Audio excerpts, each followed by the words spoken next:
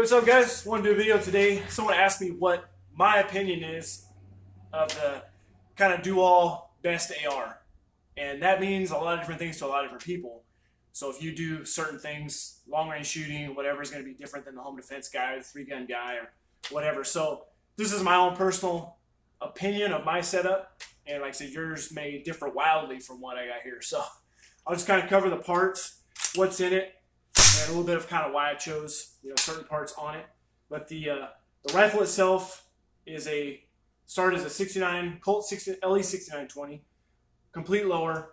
It's all Colt, 4-position buttstock. Everything down low is Colt. I did add a CMC trigger into it. It's at least a 3.5 pound single stage trigger. And what I did is they ran a sale on primaryarms.com a while back, and these triggers were just crazy cheap for what they were. And I've never had a nice trigger other than like a QMS or something like that, but I've never went to the really, really nice stuff. So I ended up buying a couple of these. I want to say they're like $89 or something. It was really really seemed like a good deal. They were marked down almost like half price. So like I said, Colt 6920 minus the trigger.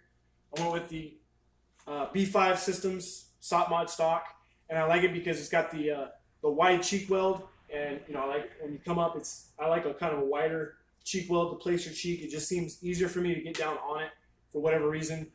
So I do like these stocks. It's got the little cushion in the back, which 5.56 doesn't have a whole lot of recoil, so it's not a big deal there. But this stock just kind of fits my face good. It clears for the beard, all that kind of good stuff, and it doesn't get caught up in it.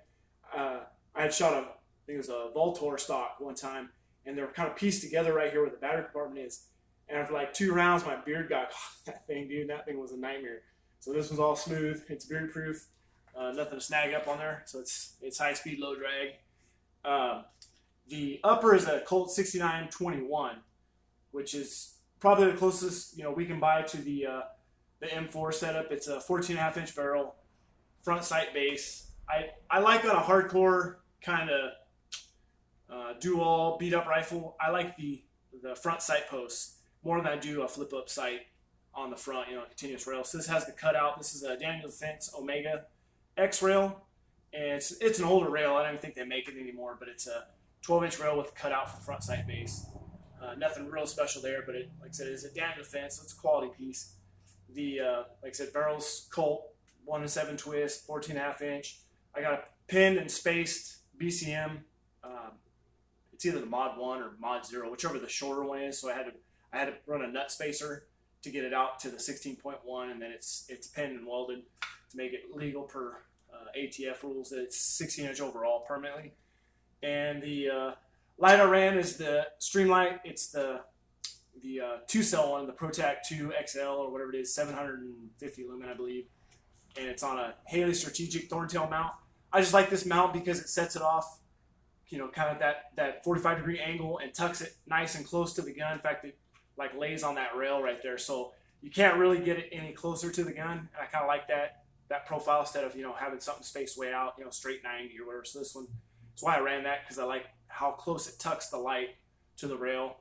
I got some nice armament spacer rail covers because these actually clip on this particular rail. It's cut, so these will lock in. A lot of rails won't. They won't lock in the nights, but these will.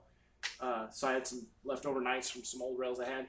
So I kind of like them. They give you a kind of a big profile, but usually what I do is just kind of use this. It's a BCM front gripper. I just kind of lay my hand, kind of a 45 when I shoot. I don't actually grab it down here. I kind of grab it up. So I like the little wider profile. My hands aren't huge, but they're big enough to where I like that. And they got good heat blockage or dispersion or whatever you want to say. They're a thick rail, so after some strings there, you don't feel much heat through to your hand. The charge handle is a BCM, and this is the medium latch. I really like these. I think they're a great upgrade to any AR, especially when you got an Optic or something. You want something you can grab a hold of really fast. These really are easier to grab than the factory GI ones. They're GI ones are a little small. I mean, they work fine, but these are definitely simpler to use in a hurry. Doing malfunction drills or something like that. It's definitely a robust charging handle. And I would say, worth the expense on those, because some of those get carried away. I mean, some of those are like $90, $100. These I think are $45 or something on BCM's website. Definitely worth the money. I run a Knights Armament rear sight. This is the 3 to 600, I think, adjustable micro sight. It's the U.S. Marine Corps issue one. I run a ACOG TA31. This happens to be the green chevron. Green and red. Green seems like I pick up a little easier, but it blooms faster, with sunlight. So this one I'll have to tape off a lot of times or cover because I'll get too much sun. The red doesn't seem as bad. Every once in a while, like a bluebird sky day, when it's really bright outside, the red will bloom. But this one will bloom a lot, just on an average sunny day, it'll bloom, so I'll tape it up. But I tend to pick up the green with my eye a little faster for whatever reason, it just seems like.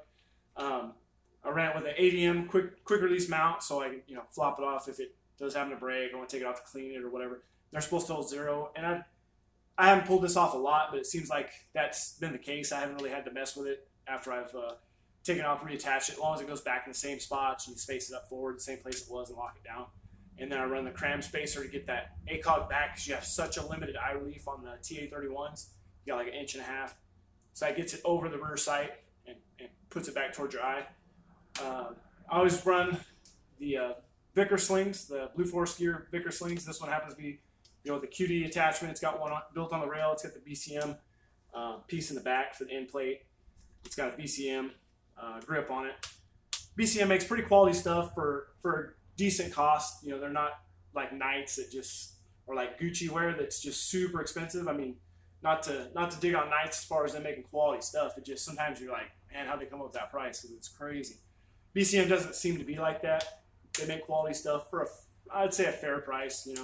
Some of their stuff is on the higher end, at least what I want to pay for it, but it's all quality stuff. So at least if I buy it, I don't feel like I'm getting took for nothing because it's nice stuff. Anyways, that's pretty much it, but that's how I would run it. I like the ACOGs because they don't take batteries. They're next to bomb proof. They got super clear glass. The ACOGs have the cleanest, brightest glass out of any optic I own. And I have a Night Force scope, and it's different because it's such a higher magnification. You're not going to get as much light through as you would. This is just fixed 4, but it's night and day even when you turn that NXS down to 5.5 is the lowest they'll go. It's night and day how much brighter these ACOGs are over that Night Force. So just super, super glass in these things. They're just amazing. If you haven't looked through one, man, probably don't if you don't want to buy one because it's stupid good. And when you see it, you'll want to buy one. That's kind of what happened to me. I looked through one and I was just like, oh man, I got to have one of those. And now I've got a couple of them. So, but great optic, like I said, expensive. High, it's a high-end optic, and there's a whole lot of stuff that'll do the same, close to the same job or whatever you want to say. But I don't feel it's one of those things like I'm cheap, but that I felt like I'm not getting burned for the money. I feel you're getting something there. That glass is amazing. They're heavy duty. I've never had one come out of 0. Sent one back. I got used with the fogged lens here, and the tritium was low. Man, Trigicon took care of me, fixed everything for nothing, paid for shipping. Couldn't say anything negative about them as far as that experience went. They really took care of me. They're an awesome company to deal with. So once you like I said, I guess spend that kind of money, you hope someone would take care of you. But it was even on a used product, and they still took care of me. So that's that. Like I said, pretty bulletproof setup.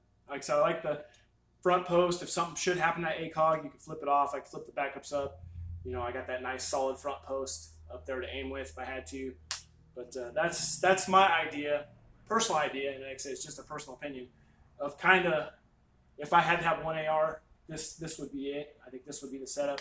The only thing I would change out if money was an issue is I would put a Surefire on there instead of a Streamlight. But you're talking a difference of like 3 or 4 times the amount, unfortunately, what you could do with those Streamlights. So until they come down in price, I guess I'm a Streamlight guy. But other than that, guys, it's a shooter. I'll have some video of it hopefully here soon when we try to do my minute angle challenge and see if I can't get this, even if I pull the ACOG off and just toss a higher magnification scope on there just so I can see a little better to get a good downrange view and see if I can break an MOA with this thing with some hand loads or some heavy bullets like some 68 grain match hand load stuff just to see what that barrel's capable of, because there's always the internet lore of these SOCOM barrels being just extremely accurate. So maybe that'll be the case and we'll check it out. Anyways, guys, that's my personal opinion of an ultimate AR of how I put one together. So thanks for watching, guys. I'll see you on the next video. Thanks.